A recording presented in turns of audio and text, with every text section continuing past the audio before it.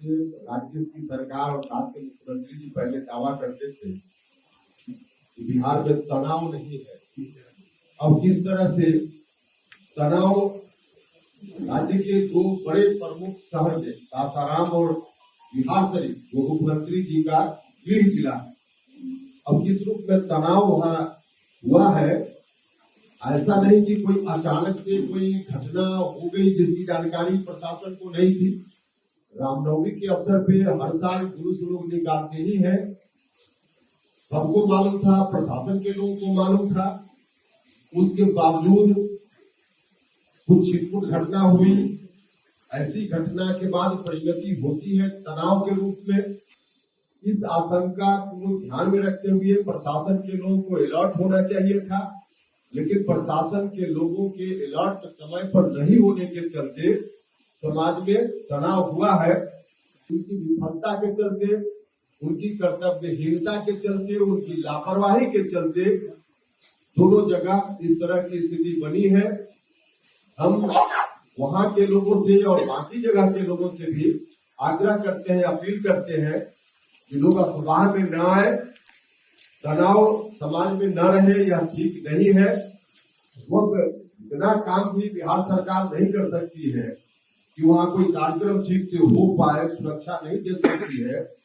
और समाज में तनाव को रोकने का काम जो पहले से संभावित था, यह काम भी सरकार नहीं कर सकती है। तो ऐसी सरकार के होने न होने का कोई मतलब नहीं।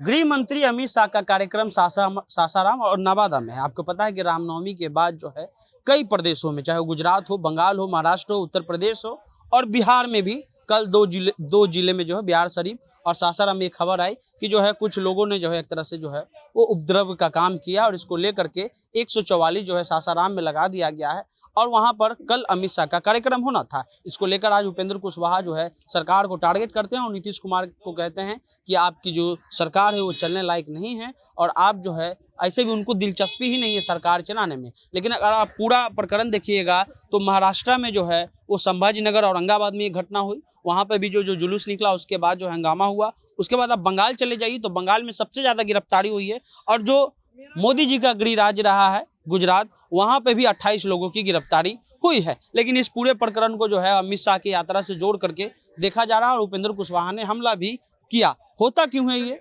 होता ऐसे है कि अगर आप रामनवमी के जुलूस में जाइएगा और आप उसके जो है एक तरह से अगर आप अनुभव करते हैं तो आपको खुद पता चल जाएगा कि जैसे ही वो यात्रा मुस्लिम के मोहल्लों में पहुंचती है या मस्जिदों के पास पहुंचती है तो वहाँ पे एक तरह से जो है ऐसे गाने बजाए जाते हैं जिससे जो है वो सद्भावना खत्म हो और जो वहाँ जो डांस करने वाले लोग होते हैं उनमें उबाल आता है और उबाल के साथ साथ जो है ये मामला ऐसा होता है कि कुछ प्रतिक्रिया इधर से और कुछ प्रतिक्रिया उधर से होता है जिसको लेकर के बवाल हो जाता है। लेकिन ये पूरा मामला जो है वो लॉ एंड ऑर्डर का है, लेकिन अब इसको राजनीतिक जो है दे दिया गया। सम्राट चौधरी ने कहा कि जानबूझकर के ये किया गया है, लॉ एंड इनसे संभल नहीं रहा है। लेकिन यही सवाल वो गुजरात के गृह मंत्री से नहीं पूछते हैं, महाराष्ट्र के गृह मंत्री से नहीं पूछते हैं, बंगाल के गृह मंत्री से भी सवाल होना चाहिए। और उसके अलावा बंगाल के राज्यपाल से अमित शाह ने बात किया, लेकिन यहाँ के राज्यपाल, महाराष्ट्र के राज्यपाल और गुजरात के राज्यपाल से बातचीत नहीं हुई थी। पूरा प्रकरण राजनीति का। उपेंद्र कुशवाहा अटैक कर रहे हैं नीतीश कुमार पर।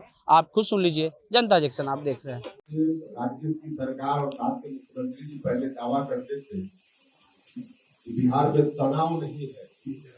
अब किस तरह से तनाव राज्य के दो बड़े प्रमुख शहर में सासाराम और बिहार शरीफ, वो मुख्यमंत्री जी का गृह जिला है, अब किस रूप में तनाव वहां हुआ है। ऐसा नहीं कि कोई अचानक से कोई घटना हो गई जिसकी जानकारी प्रशासन को नहीं थी। रामनवमी के अवसर पे हर साल जुलूस लोग निकालते ही है, सबको मालूम था, प्रशासन के लोगों को मालूम था। उसके बावजूद कुछ छिटपुट घटना हुई। ऐसी घटना के बाद परिणति होती है तनाव के रूप में। प्रशासन के लोगों को अलर्ट होना चाहिए था। आशंकाएं तो रहती ही है कि ऐसा कोई भी इवेंट होता है तो उसके बाद तनाव की आशंका रहती है। इस आशंका को ध्यान में रखते हुए प्रशासन के लोगों को अलर्ट होना चाहिए था, लेकिन प्रशासन के लोगों के अलर्ट समय पर नहीं होने के चलते समाज में तनाव हुआ है। पूरे तौर पे यह प्रदेश प्रशासन की विफलता है।